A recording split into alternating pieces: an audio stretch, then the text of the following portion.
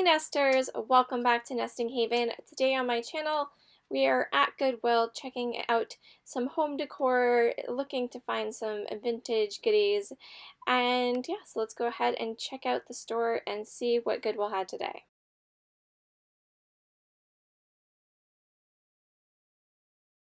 So this blanket here was gorgeous. I loved all the multicolors, but as you can see, it was quite frayed. So it had been well loved at some point here. And that was such a bummer because I really liked the design to it, but I'm not going to be picking up rags. And so where it was all frayed, I did end up leaving it.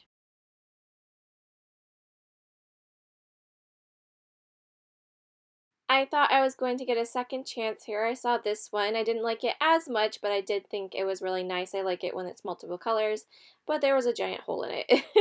And so that one was a no-go.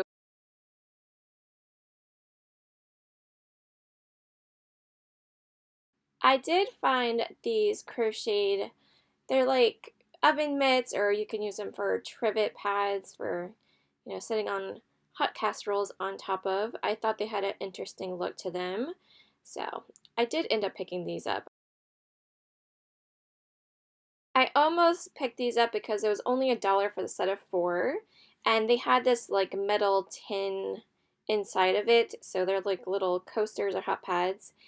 But you guys probably aren't going to be able to tell by looking at it, but all the spots where it was white, there was a lot of staining throughout it where food had gotten onto it, so I was just like, yeah, I don't really want to have to deal with taking all the stains out to resell, so I just figured I'd leave it for someone else. If they enjoyed them, they could get a good deal. And then I saw this Flamingo Fabric. It was quite a big bunch of fabric. I think they were only asking $5. Yeah, $5 for it. And I thought flamingos are kind of popular, so people could do some crafting with that. And I've never really experimented with selling fabric before, so I thought I'd give it a try. So these were really neat. I love the looks of them. Obviously, I am really into vegetable and fruit decor for my kitchen.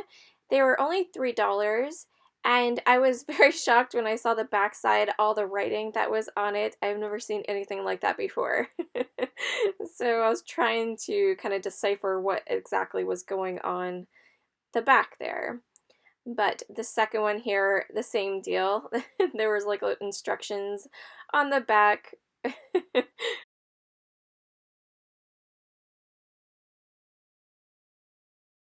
So this wooden dog was really cute.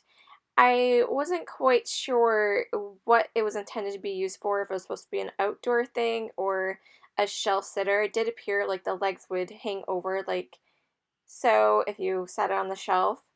But yeah, I couldn't really picture where anyone would use it in decor. But I did really think it was neat. Had I still had my antique booth, I probably would have picked it up just because it was such a fun piece.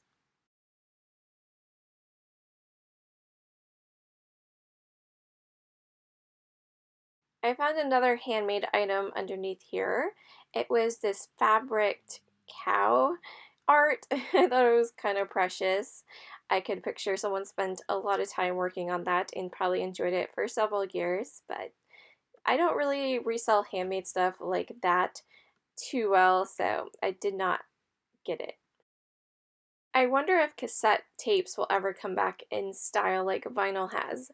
I feel like cassettes kind of were difficult because the tape inside would unwind and mess up a lot and sometimes break, so I don't know if they will have their heyday and come back around or not.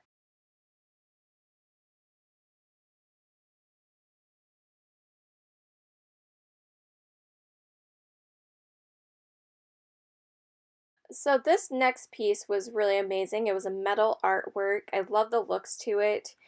Unfortunately, it did have a break on the bottom claw, so I wasn't sure on that. It had some paint wear as well. They weren't asking too much for it. I was contemplating getting it, but I probably was going to resell it just because I'm running out of room on my kitchen wall. And so with it broken, I just decided to leave it.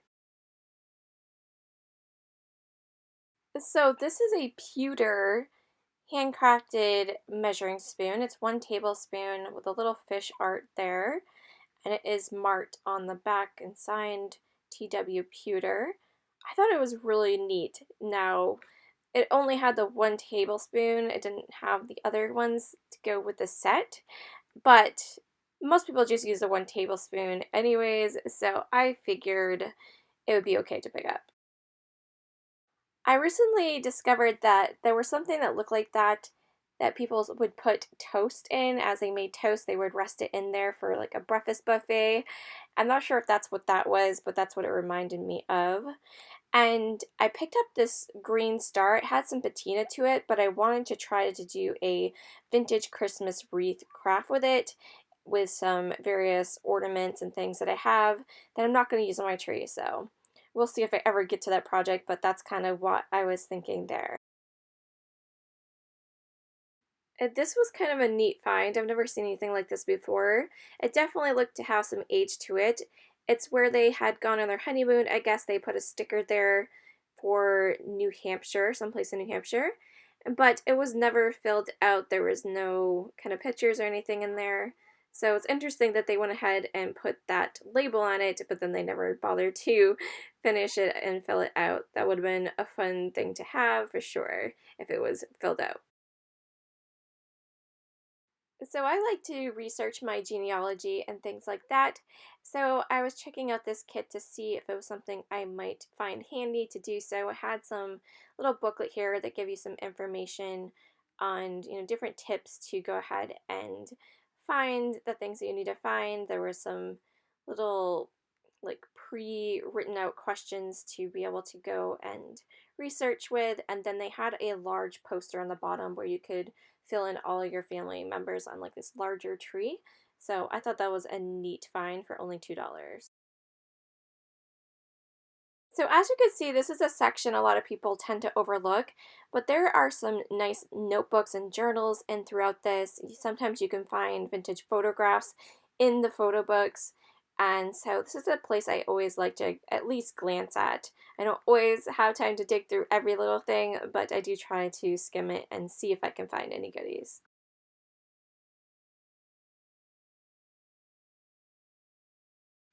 So I took a glance at the handpick section. The section usually has things that are a little bit more costly that you would find maybe more in an antique store, but I do like to check it out. Sometimes I find okay deals.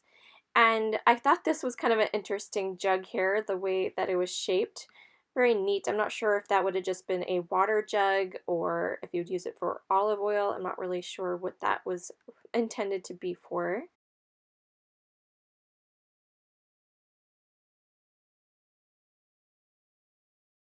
This wooden elephant was pretty nice. Had it not been broken on the trunk there, I might have picked that up. I didn't see a price on it either, so I'm not sure why they had set that over there unpriced.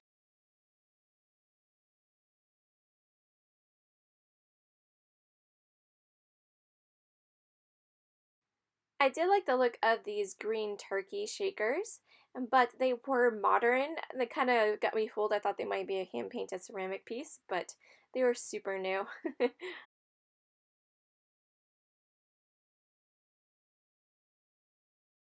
I saw the Norman Rockwell plate right away, but I already have that one. And of course, they had the John Wayne clock back there and a couple of cool vintage books.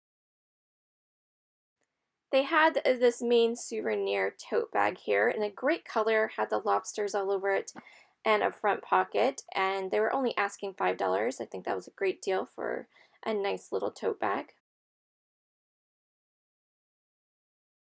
This one here seemed to be handmade, and I just love the looks to it. The handle was really interesting. You actually loop it inside of itself, so it has the little mini loop where you would hang it on the hanger, and then the handle would go up and loop in that for storage or just to hold that way. I've never seen a handle done that way before. Thought that was kind of interesting. And they did have a little pocket on the inside, but I thought that would be a really nice farmer's market bag. I took a glance at the cookbooks. They didn't have much of a selection today. That is all they had. And then I did look over and just happened to see this vintage Better Home and Gardens new junior cookbook. So I believe this was from the 1970s.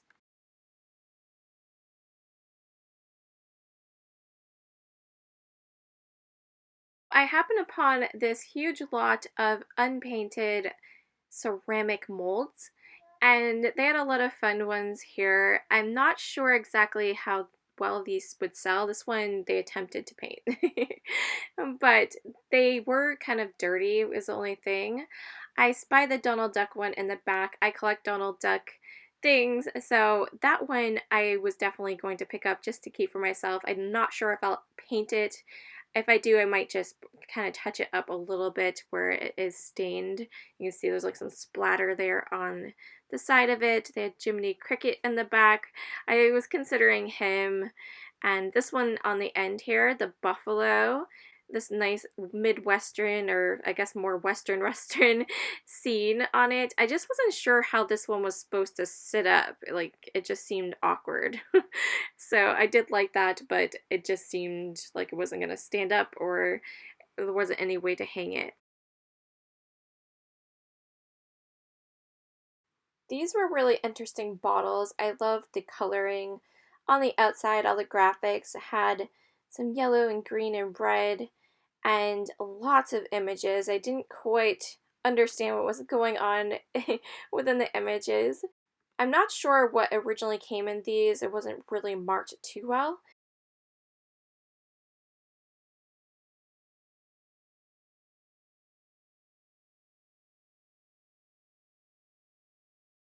They had a couple of really nice amber glasses down here. They're really heavy duty. My issue was with this one here, there was a bunch of splattered paint all over it, and since there were so many crevices in the glass itself, it just seemed like it'd be a pain to get off, so I decided to pass on those. There was only two as well. If there was four, maybe I would have took a chance. Well, that is going to wrap up today's Thrift Along with me. I will share with you guys what I purchased here in just a second. And so thank you guys so much for watching. I definitely appreciate it. Please hit the subscribe button if you are not subscribed already, and we will catch you in tomorrow's video. Bye!